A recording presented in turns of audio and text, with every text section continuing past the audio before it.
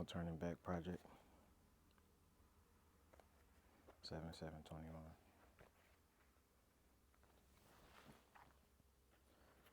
Started this journal July 7th, 2021.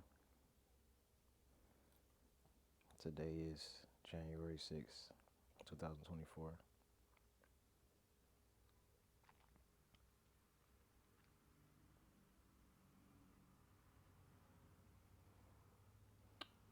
Think about those dates. This book should be completely full and should have continuations of itself maybe 3 or 4 times over if I was actually doing what I was supposed to do, which is writing in it every day. Writing down my goals, how I'm going to accomplish them.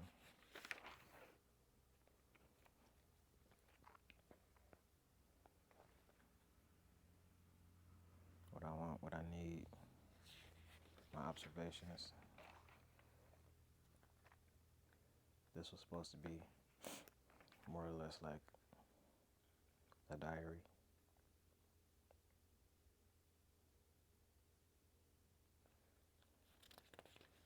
But endure it.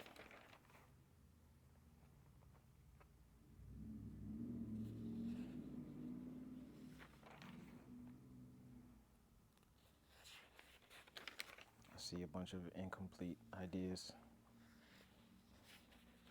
good ideas, but nonetheless incomplete.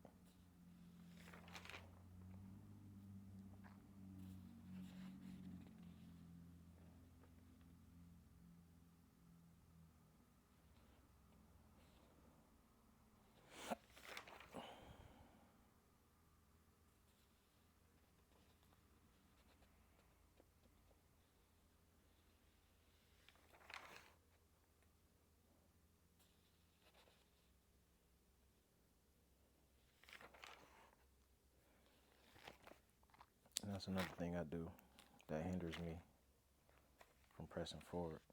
I tend to gravitate on things I didn't do versus the things I could be doing, which is very unhealthy. And just knowing that fact is leading me to focus on what I should be doing. December 29, 2003, goals, completely empty. We're going to start this page over. It's going to be 1/6/24. And write down wants.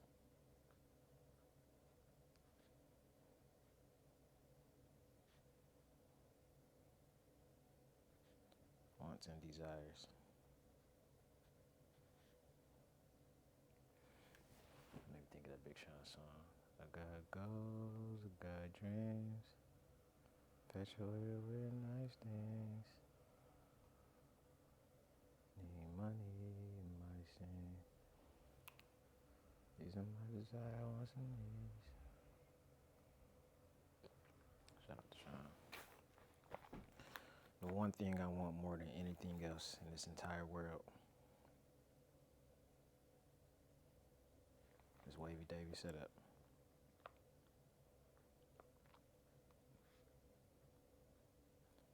And not just his setup, but I would love to have access to the sound that Wavy gives us on my own. When I started with Mitten Boy in 2011, because it took me a year to sign. It was probably 2010 or 2011. Started kicking it with the Mitten Boys. Ace brought me around Royal.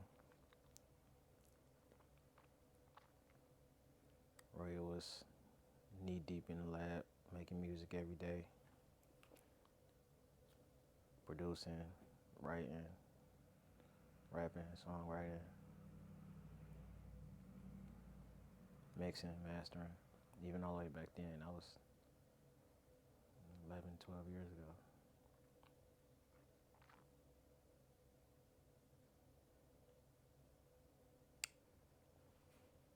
Um,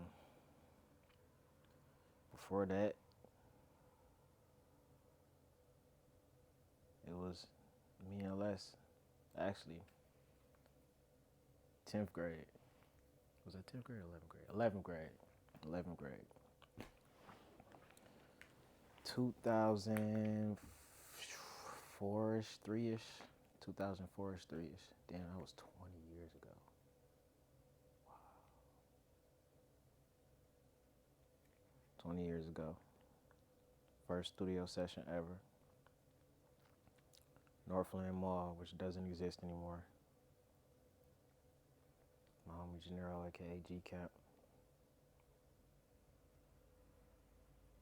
had a soundproof booth right in the middle of the mall. And I was supposed to be at track practice. I was going to Castac at the time, trying out for the track team.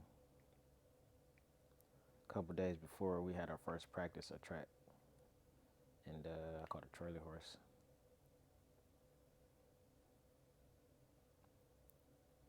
Like, nah, I ain't doing track. So for the next practice, I skipped it,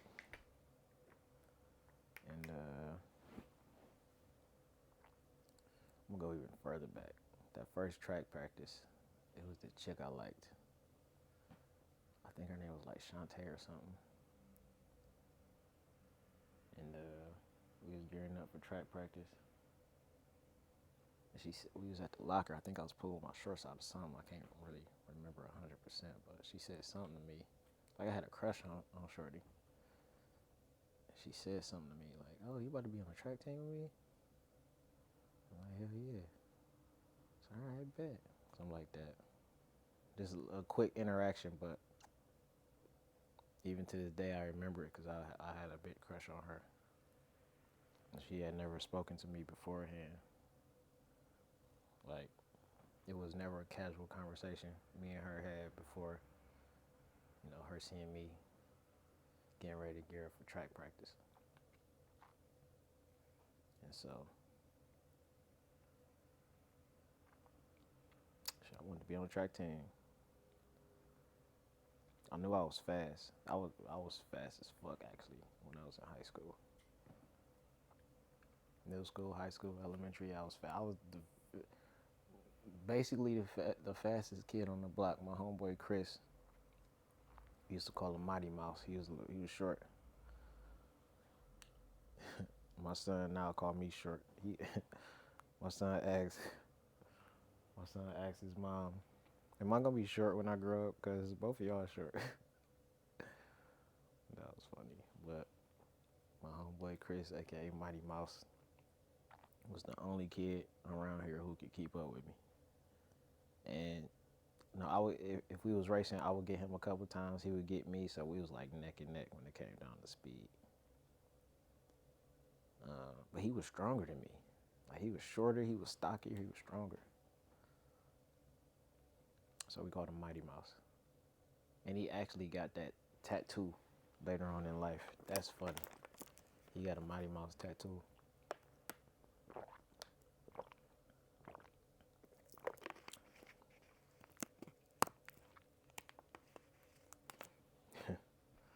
Because of, his nickname. But anywho, I was the fastest kid on the block pretty much.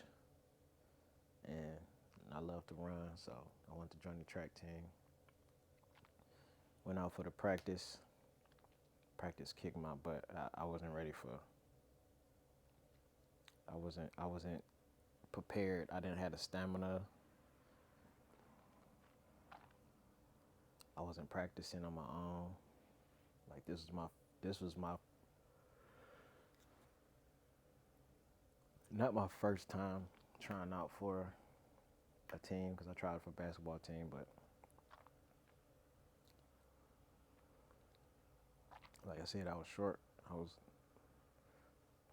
dare I say, small as a kid. But track wasn't for me. I immediately gave up, and I didn't want to tell my mom. So when that next track practice came around, I decided to skip it and go to the studio with my brother and my cousin instead. So Ace and Darius took me to Northland, and we rapped off Obi Trice beat. First studio session ever, 2003-ish, 2, 3, 4-ish. Shout out to De Niro, aka G Camp. Right there in the middle of Northland Mall. Go in the booth, you close the door, soundproof, do your thing, come out. But actually, this is my first studio session ever, so always a hip to how none of the operations went. I didn't know anything about. All I knew was I could make music in my head, and I was a good writer. And so we wrote to this Obi Trice beat. Like do do do do do do do do do do do do boom boom do do do. I think it's called The Setup or something. I can't remember the song per se. I think it's called The Setup. But we took that instrumental. I don't even know where we got it from. Probably Napster or something at the time. Took it to G Camp. Laced the track. When I was in there recording, Ace and Darius went in the booth with me. It was a nice size booth. It wasn't just like a one man type of thing. You could fit a couple people in there. It had the glass. People could see. If people was walking in the mall, they could see you recording and stuff. So that was pretty cool. But I skipped track practice to go do that, and ended up getting in trouble because I didn't tell my mom. She thought I was still at track practice out, and we ended up hanging out that night. But first studio experience ever, and from that moment on, like I knew I wanted to be a rapper. Cause the way Ace and Cousin D was hyping me up while I was in the booth. Like I knew I had bars, even though it was my first studio session ever. I knew I had bars. I don't know what happened to the MP3 though. Like I feel like I should have it in the tuck somewhere. Did we even finish the song? I don't know what happened. But from that point on, I knew I wanted to be a rapper. So with G Camp putting on the way he did, having the setup in the middle of the mall, going there with my bro, my cousin, it really made me want to pursue that career. And made me want to pursue that lifestyle, man. I probably would. Maybe once or twice more. Probably went maybe once or twice more.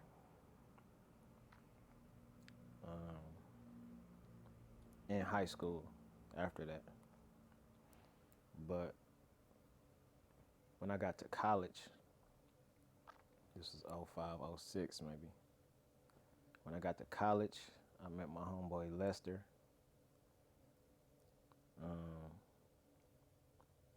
And Lester ended up showing me how to make beats on, what is that program called? Audio, I'm forgetting the name of the program. It's right there. Lester taught me how to make beats on a computer. And my first beat was terrible. It was terrible, terrible, terrible. But I remember letting them listen to it. They like, bro, what is this? We all laughed about it. But then I got addicted to making beats. I got addicted to it, like learning how to chop, learning how to put the melodies together. And this is all like keyboard and mouse. I'm using no like MPCs, no drum machines, no synthesizers, no keyboards, nothing. I was putting beats together straight from the sounds in my head, the timing. I learned how to do timing on what is that program's name? I probably would have. It's on my laptop right now. It's there. 20 years later. Learned how to make beats in college. And then me and Les, we started grabbing instrumentals off of Napster and LimeWire. And on breaks when we would come home, or if we would just come home, because we was in Ohio. I went to Bowling Green State University. So we was, a couple hours away. And we would come home, we would go to Northland and we would record. We would take the instrumentals, we would write to them. We would go home, hit the mall, holla at G Camp, record in the booth, come back to college, bang it like. Okay, my auntie Monica had some huge speakers when she lived over here in West Chicago.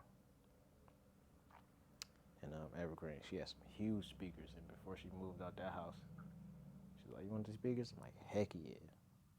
Grabbed them boys, took them back to college. Had the loudest speakers in the entire dorm. And oh no, was that? That might have been sophomore year or junior year. It was cold, Conklin. And junior year, we moved off campus. Was that junior year? That was junior year. What was that? I don't know. She had some huge speakers. She let me grab them. And when me and Les would come back to school, we'd be banging the songs we made in them big ass speakers. And you know what I'm saying? Our homies was like, "Oh, this y'all?" You know what I'm saying? Yeah, I think we made 3 mixtapes. I got my cousin involved. Shout out to Tizzle Tizzle. Lester got his cousins involved. Shout out to Dre, Chop, and Tug. Lester, Dre, Chop, and Tug made a group called Fam First. And then me and Les' group was D-Boys. I got my cousins, like I said, Tizzle in on it. I got Ace in on it. We consider him a D-Boy. And so, me and Les was doing our thing in college. We was, I won't 100% say that we was known for making music, but the niggas that knew us knew that we could rap. That we would freestyle, you know what I'm saying? We get turned up, freestyle, play our music. And we was rappers in college, man.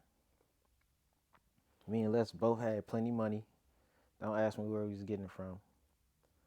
So we was some of the flyest niggas you had ever seen. I feel like we was going shopping every weekend then.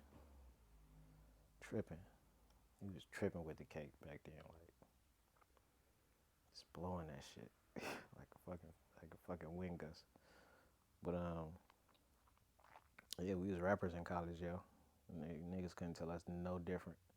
And it got to the point where like we was doing our thing. We was, fucking around with chicks and, you know what I'm saying, making a little name for ourselves or whatever.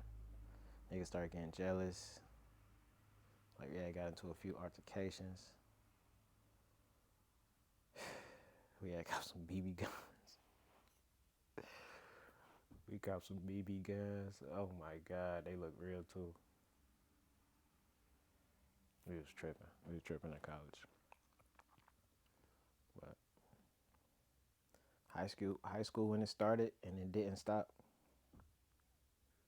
It didn't stop. I never stopped making beats. I never stopped writing music. I never stopped hitting the studio. But the one thing that also didn't change was my inconsistency. Because if you claim to be a rapper, you got to be that all the time. All the time. There is no downtime. If you claim to be a comedian, they want you to be funny all the time. You claim to be an actor, they want to see you on screen, or they want to see you acting out a scene, or on a stage in a play. There is no doubt. Once you claim a title for yourself that is considered a position in the entertainment industry, people look at you like you have to be that person, play that role, be in that position 24/7. Like they want you to be that all the time. And if you can't, or if you choose not to, then you run into problems. Um, with people believing who you are, with people looking at you in a certain perspective. And like I said, me and Les, we claimed we was rappers, so we was on point at all times. We always had some money on us. You know what I'm saying? Always had some jewelry on us. Always had the flyest clothes. Always had some chicks around. We was always turned. We was always the life of the party. But none of that was because we was making music. All of that was because we was just two dudes that pretty much thought the same, had the same type of fashion sense, had the same type of sense of humor, and that was us. We was the D-Boys. And when I came out of college, I continued to go to Gennaro when I made music. You know, Ace would come with me sometimes. Sometimes I go by myself. And like I said, we kept going. And eventually, since my big brother Ace was the one who initially brought me to Gennaro, he discovered somebody else through his acquaintances, and eventually he introduced me to Royal, and Royal became my new Gennaro. I would go to Gennaro in Northland, record my music, you know what I'm saying, disappear until it was time to come back. Or not disappeared, but just, be doing other stuff till the time to come back. But then when I met Royal became my new Gennaro, so I would go to him to make music. We would record at his mom's crib, whatever. And after a while, because like I said, I've been writing rhymes. I've been writing rhymes since, I want to say, 8th grade, 7th, 8th grade. Or was it 9th grade? I think it was 9th grade I wrote my first rhyme. But I was like into it, 7th, 8th grade. Like I was, you know what I'm saying? It was in my mind like, okay, I could do something like this. You know what I'm saying? I rap along with the songs I hear on the radio, make my own words to it. I think 9th grade I wrote my first rap. I met Gennaro in high school. Kicked it with him all the way through college. Met Royal after college. And then at this point, like my skill level was, because I had never stopped. Now that I know how to make beats from going, from messing around with Les. And I was at a different level now. So I was making my own beats, writing my own rhymes when I met Royal. And just working with Royal started bringing people in. I met Benji, aka Snake, through Royal. Snake and Royal was best friends in high school. Stuck together pretty much the whole time. After that, they had already formed Mitten Boy in high school, or it was the Kano Boys back then, but they had already formed Mitten Boy when they met me, or when I met them. And they pretty much just brought me on, like, oh shit, dude make his own beats and he rap? Yeah, you coming with us, gang. So after college, I became a Mitten Boy. And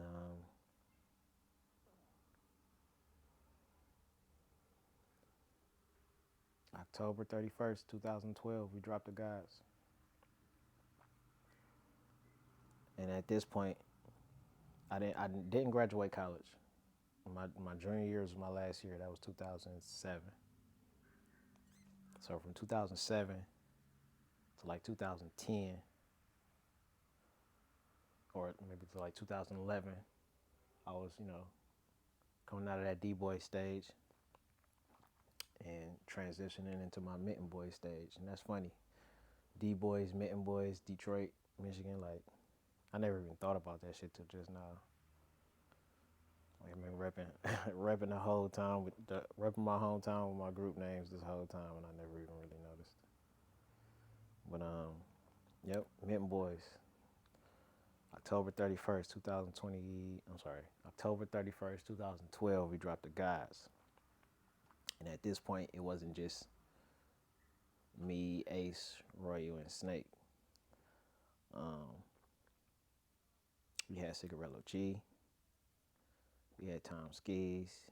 We had June Taylor. We had Motor City Iceberg.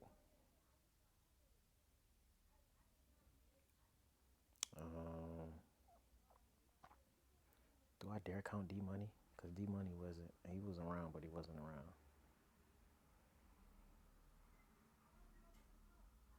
It was a handful of us.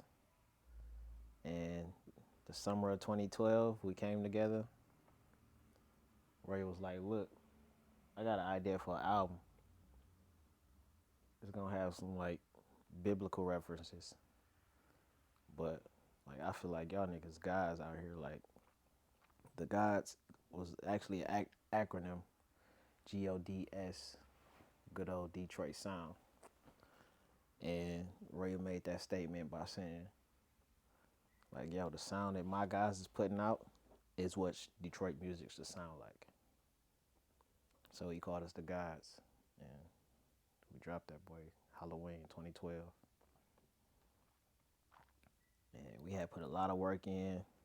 We had several studio sessions, and we wasn't even in the studio. We was in Royal Mama house in the living room, cooking. Like Flaming Laces had came through and blessed us with a beat.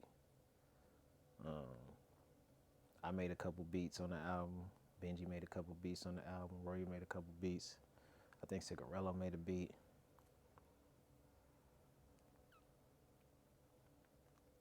Dropped that boy. It was a solid project.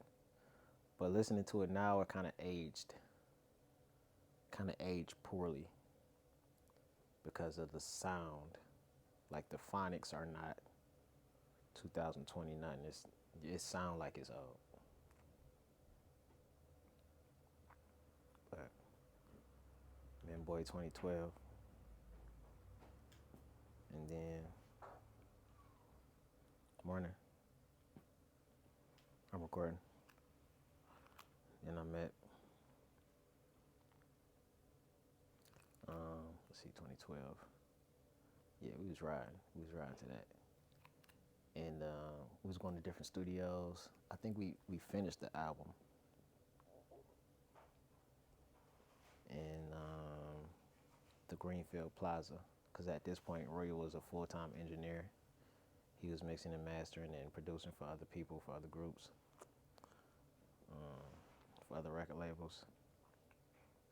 And at this point, we weren't even a record label fully yet. Like, we was claiming Mitten Boy, but it wasn't on paperwork till about maybe like a year after the album dropped, when I had finally signed. But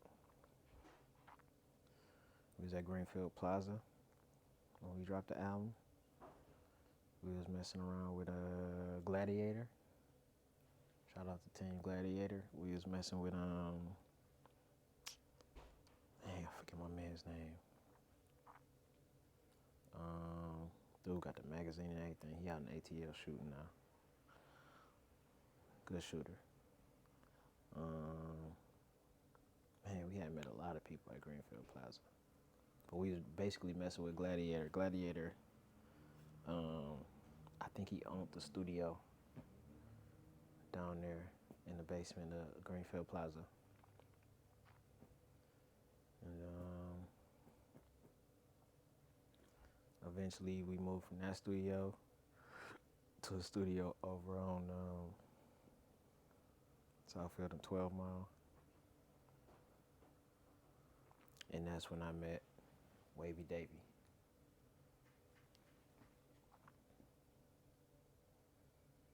Now at this time I didn't know who Wavy Davy was or what he did, but I seen him a couple times around. He's working the boards. I hadn't worked with him at that point, but that's when I finally met him. And yeah, we was there for a couple months, not too long. But this was around 20, maybe 13, maybe like 15, 14, 13. I'm not sure.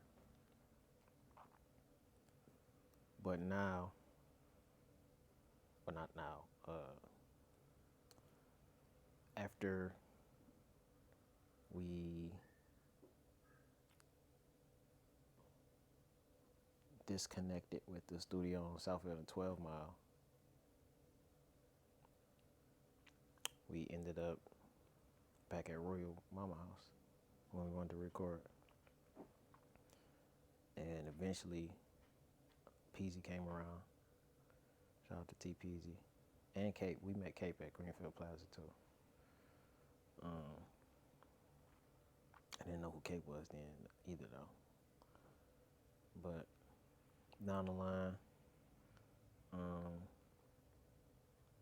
met Savage and Culture randomly at some show at the Emerald Theater. And at this point I was Supernova Juno, like full blown, like chains and all type of crazy jewelry and cars and all that. Not the cars per se, but I had a nice car back then. 2012 Fusion, it was still 2011, I had the 2012, I thought I was doing something. But met Savage and Culture, linked up with them, brought them on board.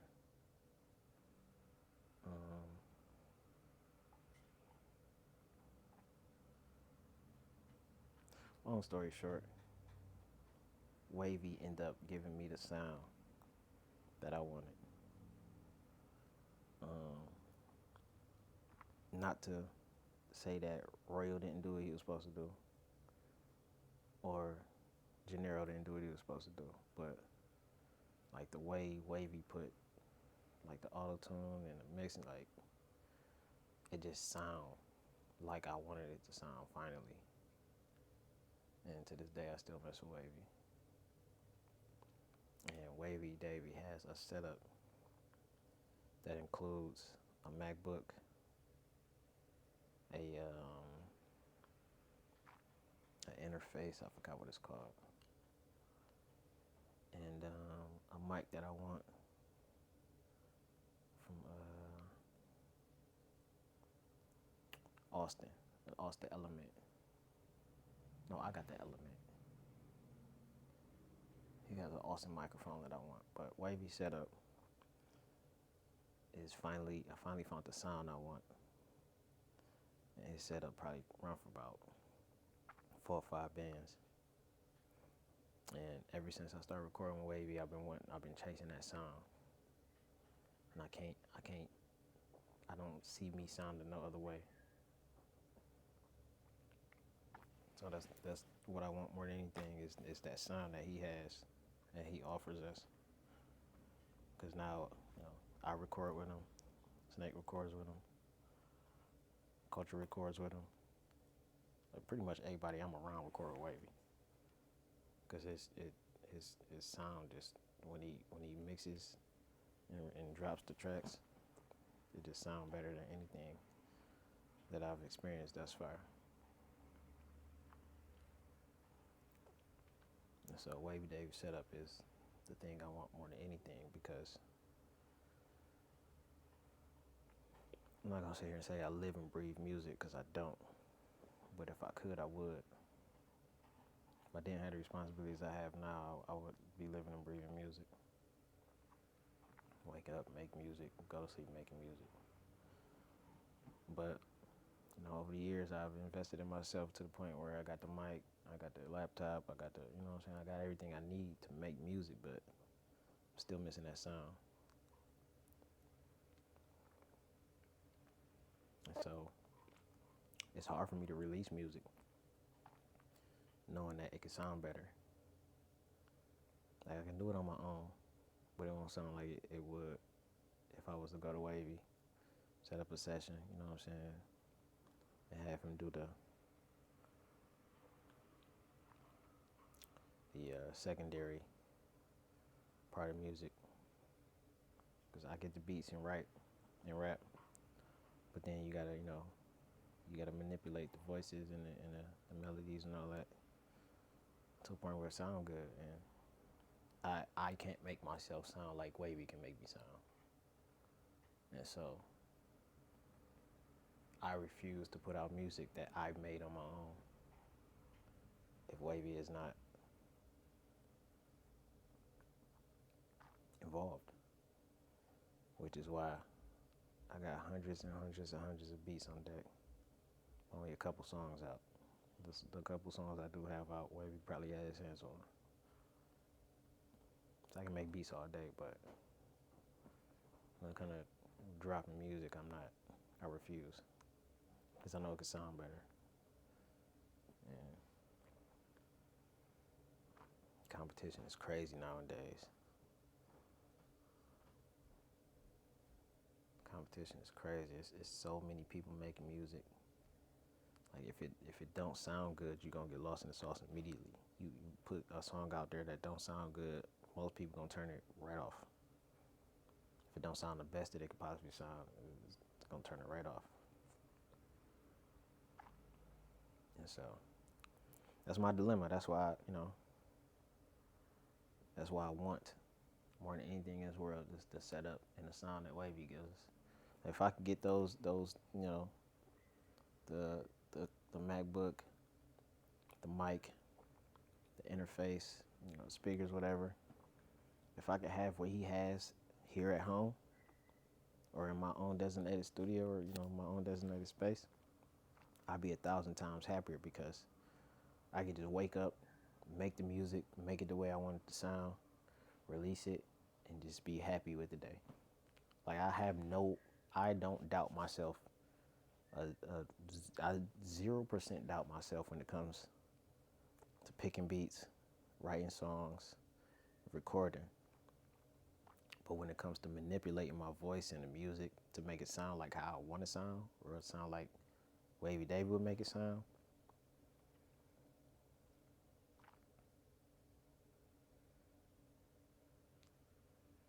if I could figure that part out, I'll be 1,000% happier with life. Like I said, the setup costs about 5-6 bands, and not to say I haven't had 5-6 bands to drop on it several occasions over the last couple years, but I've been putting other things over it. I feel like I was being more responsible by, buying other stuff than dropping 5-6 bands on studio equipment. And with this knowledge beating down on me, it's like I'm losing the will to write music, make beats. I'm losing the will to do anything for real. Because all I really want to do in life is make music.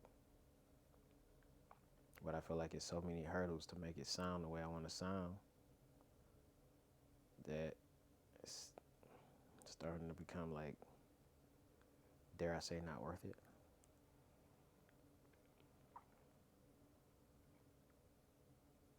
So, the one thing I want more than anything my entire life is the sound. I want my music to sound good. And I need the right equipment to make that happen. Or I need the right knowledge to make it happen.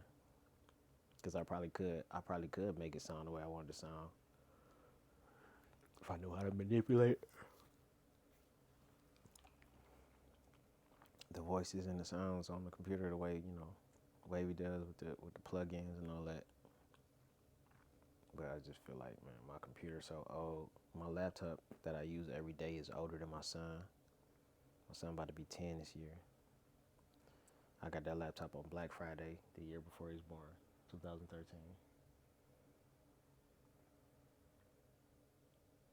I've been using it ever since. It's old. I gotta buy a new battery for it now that I think about it. Battery don't even charge. Gotta keep it plugged into the wall if I want to operate it. So yeah, if I had Wavy Dev set up, man, I'd be dropping music like turds for real. So that's on the top of my list. Wavy Dev set up. And so what I'm gonna do is I wrote down, what I want. And I'm gonna write down why.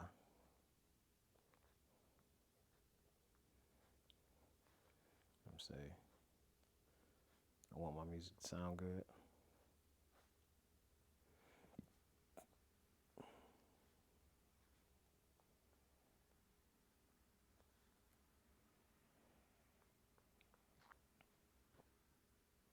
And I need 100% access.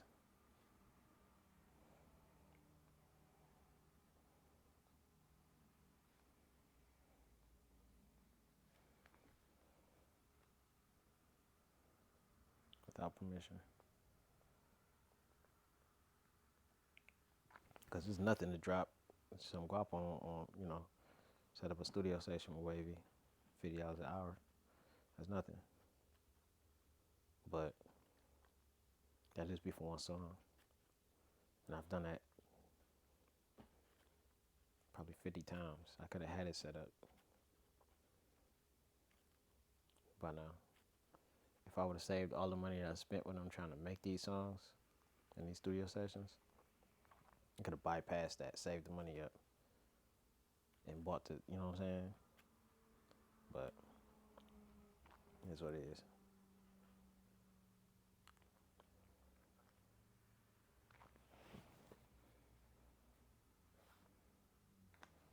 So why do I want it? I want my music to sound good. I need 100% access without permission. And it's convenient.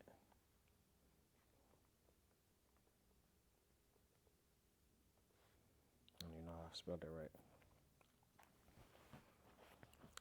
Now, why? I know why.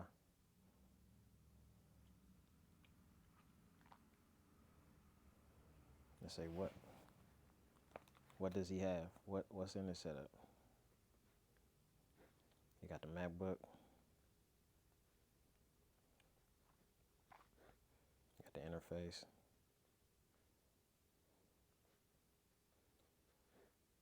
He got the mic. And he got speakers too. Speakers aren't as important. I'm put it on there anyway. MacBook interface, mic, and speakers.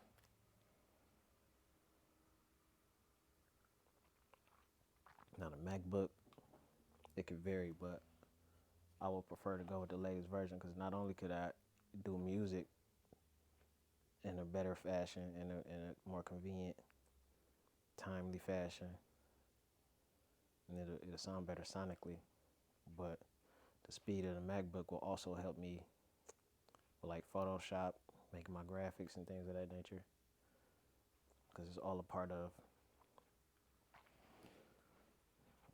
being this one-man show that I've created for myself. Like, make my own beats, write my own rhymes. I can record myself. Mixing and mastering is something that I haven't dabbled in too much, but I'm sure if I had all the things that I needed and wanted in front of me, I would probably make it easier to learn. But right now, it just I go in there and I write and I make beats and I record, and then I don't know what to do after. I don't know how to mix. I don't know how to master. I really don't even know what mastering means. But if I had the MacBook, it would give me the speed and the power I needed to do those tasks more efficiently. And as far as the interface I have right now is um, inbox from Avid, old one. Got that one from real. I mean, it worked, but barely. I can only use it on my laptop. Can't use it on my computer. My computer actually crashed on me like a month ago. So now I really need another computer because if I lose my laptop, yo, I don't know what I'm gonna do. But MacBook interface, get that good mic and some nice speakers. I feel like I'll be on the road. And you know, I feel like it'll make me happier because I'll be able to make music the way I want to. Right now, all I want to do is make music, but I feel like I can't the way I want to. And so I've just been sad. I'm sad as fuck. Been sad as fuck for like a year. So why, what, how? Now, this is the tricky part. How do I get these things? Like I said, about 5 or 6 bands. Now keep in mind, I am a single father. I got a house to take care of. I got responsibilities.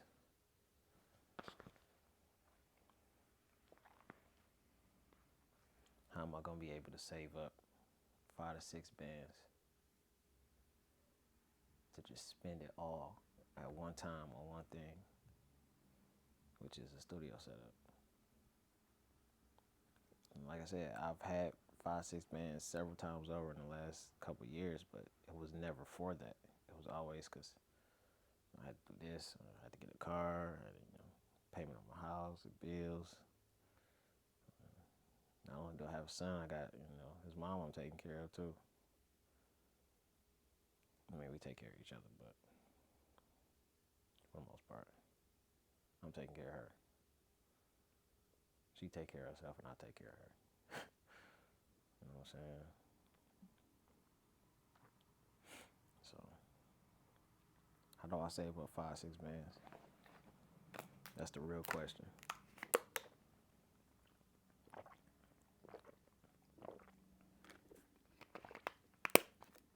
With all the responsibilities I have, how do I become, or how do I maintain being a responsible adult while also investing in my dreams that could have little or no return? If I spend 5 or 6 bands, I'm going to immediately have a positive return because I'm going to spend it on something that I need immediately, or that needs to be handled, a problem that needs to be addressed. But with this is a want and desire. This is not a need. I'm starting to feel like it's becoming a need because I can't function correctly knowing that I have all these talents and skills. The resources are readily available to me, but it just costs money.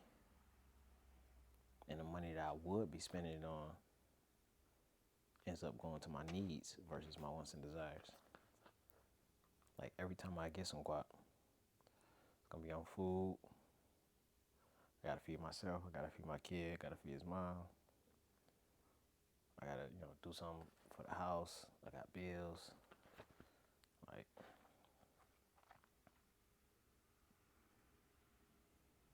yes, I am a business owner, but this last 12 months, like I just feel like I've been so sad and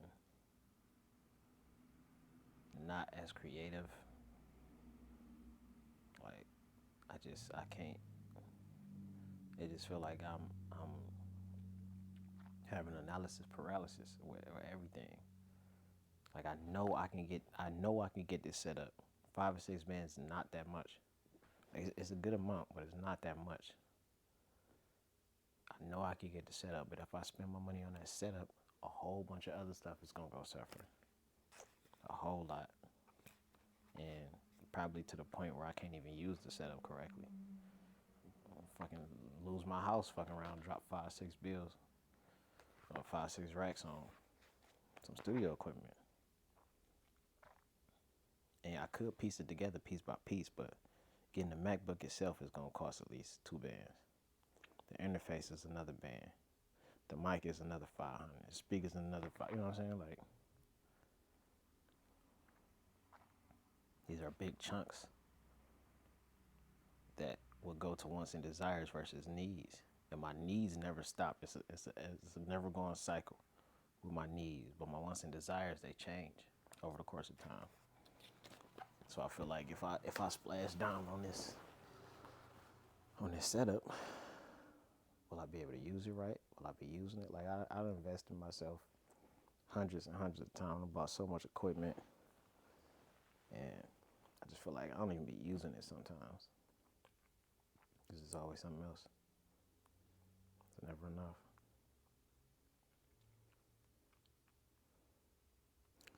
And so the question how has to be answered with,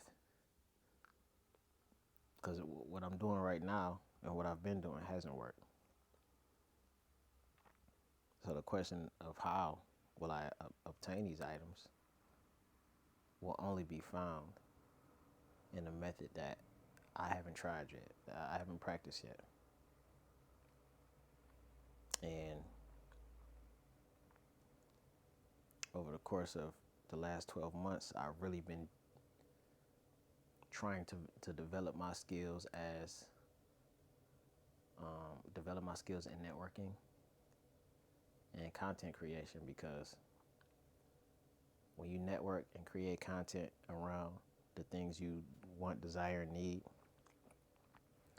and release it to the public, publish it through social media and things of that nature on the internet, I just feel like the people who will help you will find you. And I'm also discouraged because I know I could be doing a whole lot better and a whole lot more, but I still haven't found my tribe that's going to help me get to where I want to be. And I still haven't found the courage inside me to be more outgoing and more aggressive in pursuing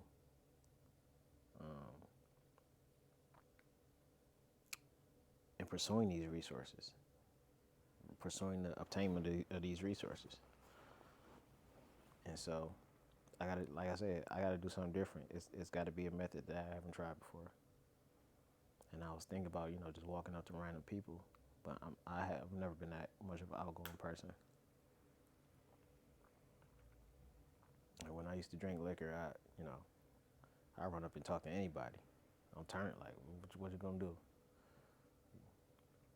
I always had good energy around. I always had good energy about myself, especially when I was drinking. Like they call liquor liquid courage, and I kind of agree with that because I was really courageous when I was drinking, but I don't drink no more.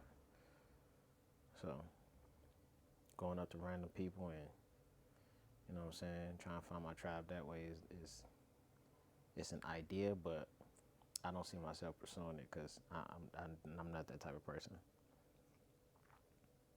So how else am I gonna find it? Like, what I could be doing is releasing more music, releasing more beats, letting people know like, yo, this is what I do, this is what I got popping. Come rock, come support. Definitely been supporting. I feel like I've been supporting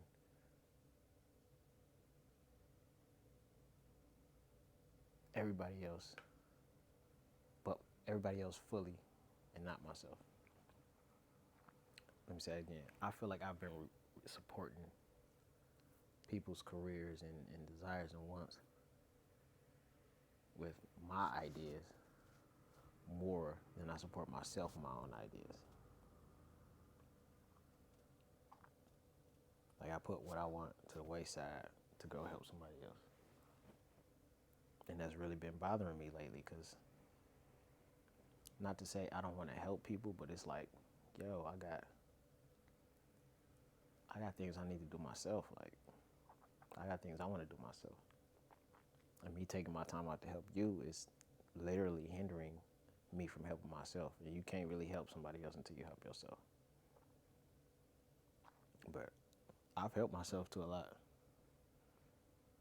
I just feel like I haven't been putting my energy in the right directions. I just been spreading it. I haven't been putting my energy in the right direction. And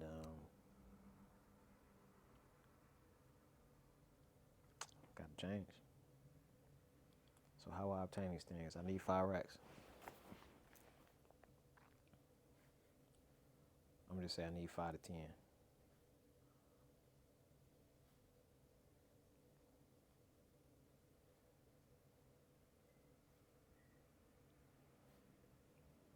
I need 5 to 10K. And in order for me to get that with the way I live now, I would have to be doing a lot extra. So I've invested in a custom clothing company, Supernova Customs LLC. I make custom clothing, accessories, painting, shoes, leather goods, creating custom t-shirts and apparel. Digging down in, and I want to dig into embroidery and rhinestone designs.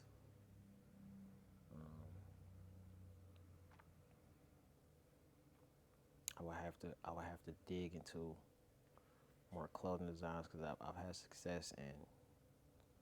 success with Supernova Customs.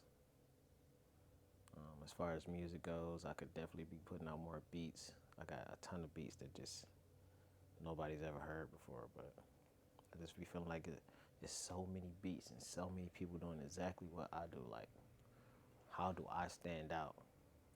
How do I find my supporters, my tribe? How do I get the support that I need from others so I can dump that same support into what I want to do and then dish it back out to the people who have been rocking with me.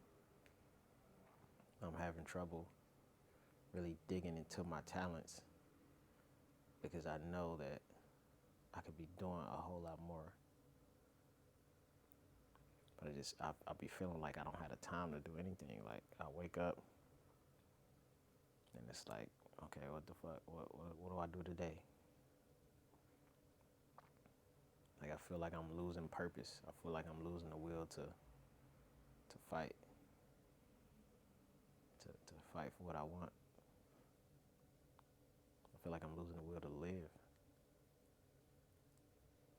It's over this last 12 months, I've just been learning. I've been digging into conspiracy theories. Like,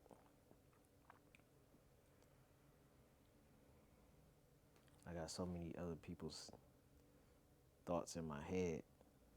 It's hard for me to think for myself. And it's really hindering me on progression. Like I got so many good ideas that if I just had more guap, I could just pay people to do, you know what I'm saying? Like, but right now I'm fully independent. Haven't had a job in 2 years.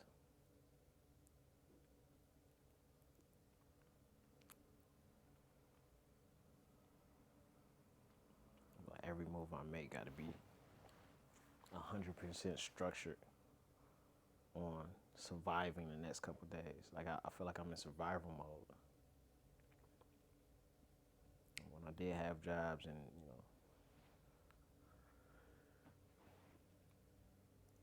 gigs or whatever, I would get my check and I feel like I would just blow it. Like I'd be responsible, but then after that, I just blow it. I'd be drinking. I'd be, whatever, partying, blah blah blah. But I don't do that no more. Like now that I 100% make money on my own from just being resourceful and being talented. It's like I don't make as much money as I did when I had jobs, when I was helping other people with their dreams. Like I've given the majority of my life to other people in their dreams. Just by having a job, that's basically all you're doing is supporting somebody's dream. I was working at Jets Pizza. Somebody started Jets. Somebody like, hey, I like pizza. You know what I'm saying? But if they had these ingredients, they would be better. Yeah. We hope. You get your signature pizza, you get your signature taste. People love it. They start buying it from you. Next thing you know, you got chains all around the country. And look at me coming in, driving, managing, making pizza. I was doing every job at Jets for years. I worked at Jets for like 10 plus years. I think it was 12. It was off and on. Like I would leave and then I'd come back like over the span of a couple months, whatever. If I had another job, but 10 plus years working at Jets. The whole time I was still Supernova Juno. I was still, I had my company, still making beats, still performing live on stage, still writing, still hitting the stool. This whole time I could have been like putting that into myself. And who knows where I would be now if I would have stayed down like I stay down right now. Like I'm 10 toes down on my own. And that may sound like an accomplishment, but lately it's been feeling like a burden. Lately I've been feeling like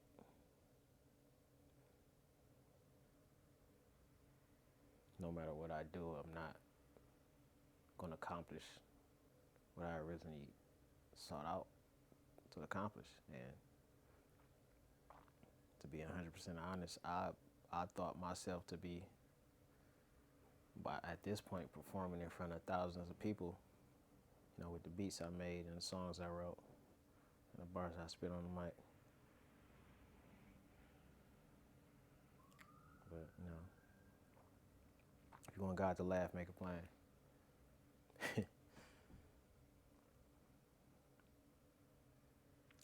So now I just feel like, if I had to set up, my life would be so much smoother.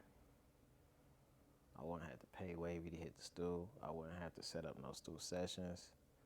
I wouldn't have to, I wouldn't be doubting myself on what my music sounds like if I make it myself. Like all of that would be in-house and I'd be kicking it. Like I'd really be turned up. I feel like I'd really be turned up if I could wake up, turn my MacBook on, turn the interface on, turn the mic on, turn the speakers on, do my thing, turn it all off, release the product. It'll sound good, and I could be on to the next thing. It don't take me long to make music at all. Like if I wanna write some bars that really mean something, I sit there and I write, and that might take me a day, a couple minutes, a week, whatever the case may be. But making music comes natural to me. Like I could just sit here, close my eyes, make a beat, and write a song, all live on camera. And it'll be a good idea. It'll be dope. But what would it sound like? Like I can hear what it sounds like in my head. It sounds amazing in my head. But what would it sound like if I released that energy into the universe? And 9 times out of 10, it don't match. I feel like the only song that matched To this day, the only song that matched what I heard in my head and what I got in real life was when I rapped to the Big Meech. I think I'm Big Meech by Rick Ross. Larry Hoover, whipping work, hallelujah.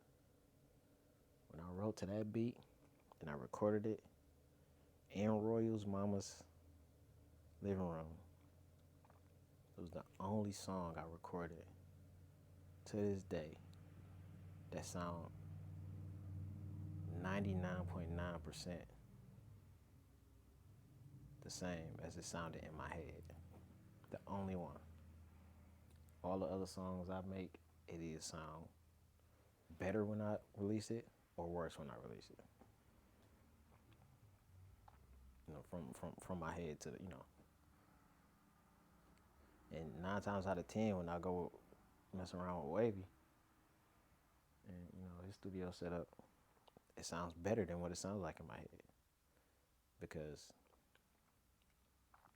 I can hear it, but then when I hear it out loud, it's like, all right, I'm gonna do this different, I'm gonna do that different. And Wavy know this. I make a song, it should be dope. I take it home, I listen to it 1,000 times, and then it's like, all right, I want to make this change, I want to make that change. You can't keep doing that. I can't keep doing that because that gets very expensive. It gets very, very expensive. One song could take me fucking 4, 5, 6 studio sessions. It's $50 an hour. You do the math. Just for one song. Before the mix, before the master. And at this point, I've written thousands of songs. Thousands, literally thousands.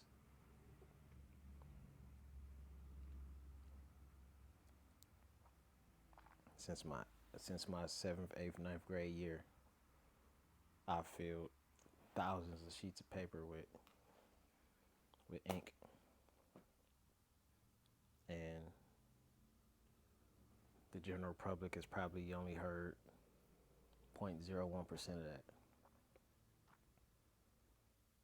Because cool on paper, great up here in my head, but it takes time and resources to get it from in here to out into the world.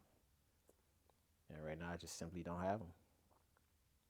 And I feel like I would be 100% a better artist if I had that set up here at my home or somewhere I could somewhere I could easily access it. Because going through Wavy Davy is not easy access. Even though I could call them or I could text them, be like, yeah, pull up, whatever. Still gotta give $50 an hour. And if I give him $50 for one and desire, it's taken away from the $50 I could be putting towards a need. Because I got things I need at the same time. Like I said, it's a perpetual recurring cycle. I'll never stop needing things. My kid will never stop needing things. His mom will never stop needing things. And I'm the man of the house, so I gotta provide them all.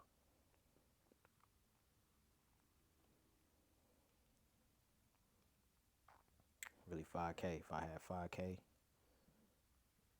I think I'd be on something. So what can I do that's worth $5,000?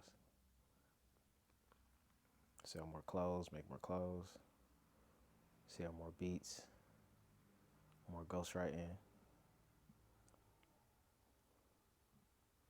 Like it's only so many things I want to do. Like I got lawn equipment, I could start up a lawn company, but I don't want to do that. That's time. That's time taken away from the things I really want to do. And if it's anything I learned in life, is time is extremely limited. Extremely limited. Yesterday I had a conversation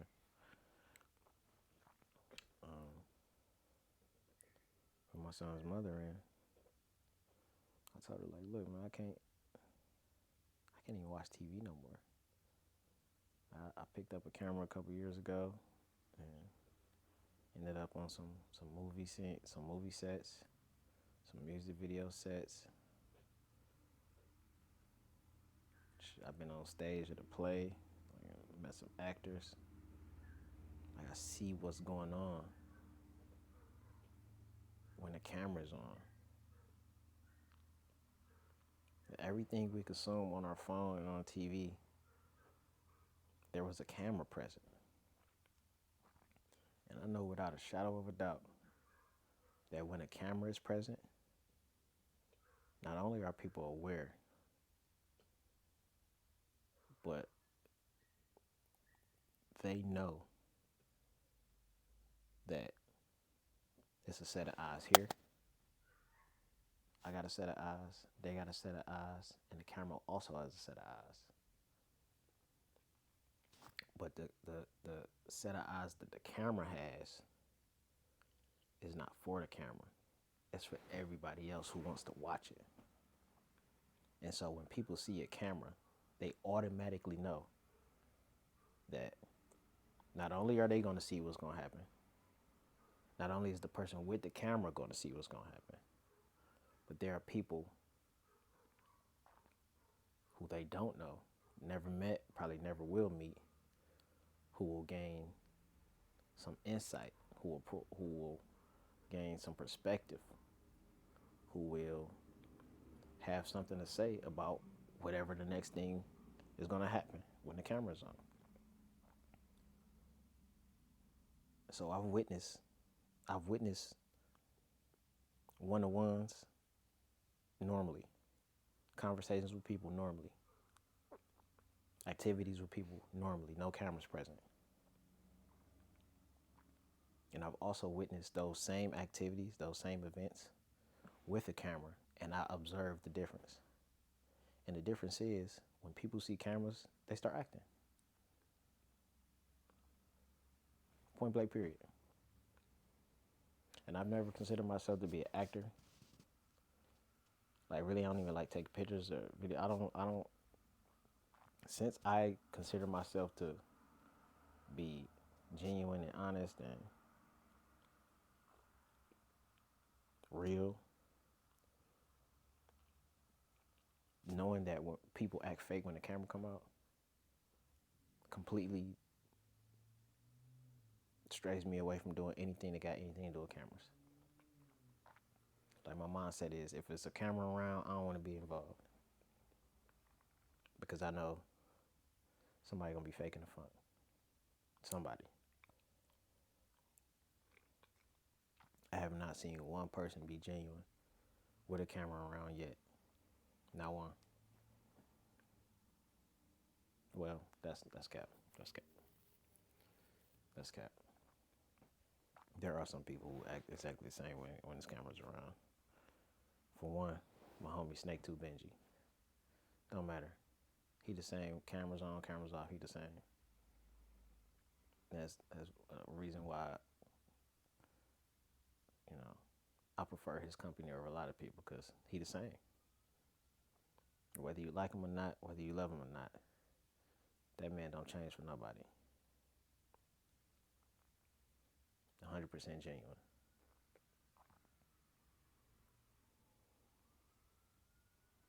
Also, my homie Cape.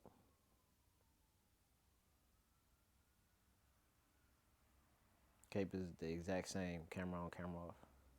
Like he'll do a little bit extra when the camera's on, but he does that because his purpose is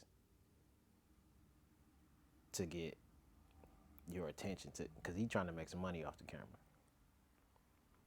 Benji, I haven't seen Benji even attempt to make money off camera yet. Benji is just Benji. It's just how he gonna be. Benji wanna rap, so he gonna rap. Benji wanna work out, he gonna work out. You know what I'm saying? When Cape come around the camera, he probably saying something inspirational, or he trying to sell you something. That's just who he is. Even myself, like, I don't like cameras because I don't even want to think about being fake. Like, I'd rather not even deal with it in the first place. Like, even my camera sitting right here in front of me.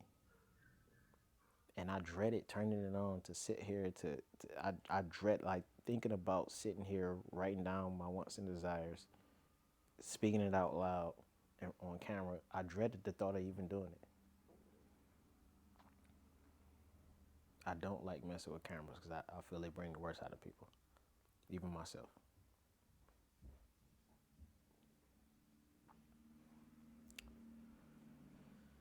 And so, yep. Mm-mm. He upstairs. Okay.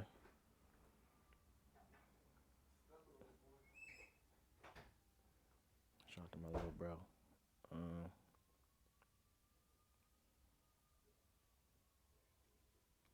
I don't know, man. I gotta find a way out. I gotta do a whole lot extra because what I'm doing right now, I'm working. It's bringing me down. Like I think about the past. I think about how happy I used to be. But then I also think ignorance is bliss because I didn't know a ton of information that I know now. Like I'm grown. I'm a grown ass man. I got hella responsibilities, and I feel like it's my biggest responsibility to make the world a better place when I leave for my son. And the only way I could do that is by getting us out the rat race. Waking up, going to a job, coming home from that job, watching TV till you go to sleep, and doing it again is it's fucking insanity. And that's what 99% of Americans do every day. They go to a job they despise. They come home, they watch TV until they go to sleep, wake up and do it again. Like, I feel like the majority of people, I don't want to say 99%, but I feel like the majority of people do that every single day. The majority of grown-ups. And I can't live like that. I can't even watch TV no more because I know it was a camera present, and I know people do fuck shit in front of cameras all the time. They're not themselves when cameras are around. I don't want to be like that. I want to be genuine all the time. I don't even want to think about having to act like or be like something I'm not just because of camera on, just because I want people to think of me a certain way.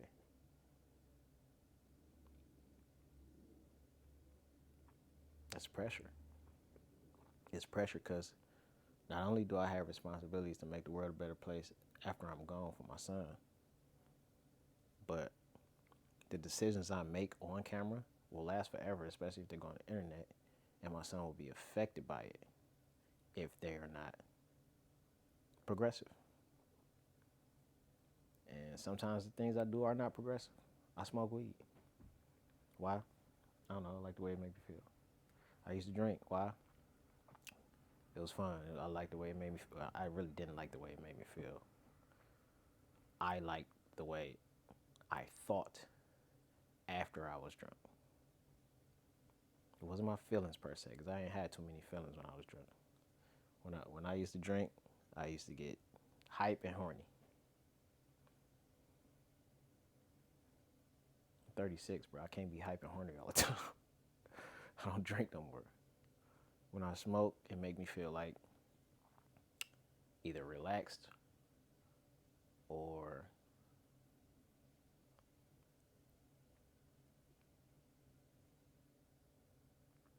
thoughtful.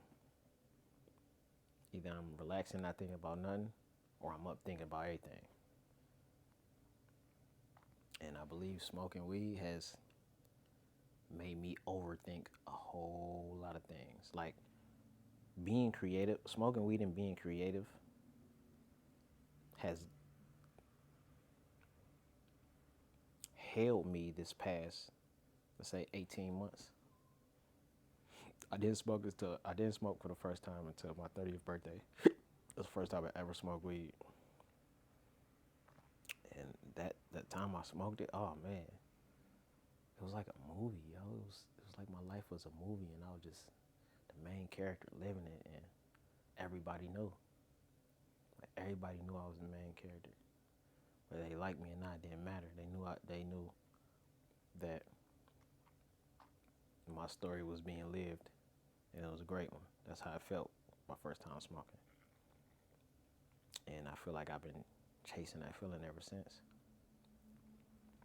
Not to say like I want to be famous or I want to be popular. It just felt like no matter what else was going on, the things that I had going on, was the most important, and everybody around me knew. That's what it felt like my first time smoking, and I feel like I've been chasing that feeling. It just felt good, like I felt like I was important. But now it's just like not to think about. What's up?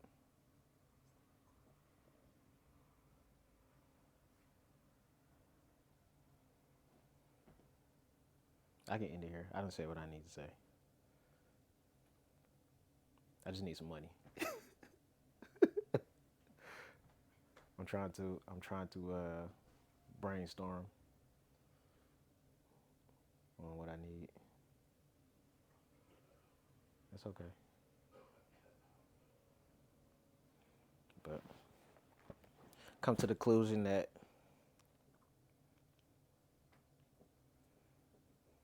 I gotta do a lot more than what I've been doing, you know? Like try harder versus like doubting what happened because of what I did in the past. Like the past is gone, never coming back. So get over it and try harder type shit. You know?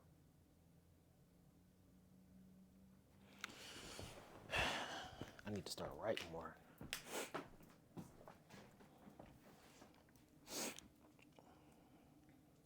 Damn, I hope I didn't affect the video.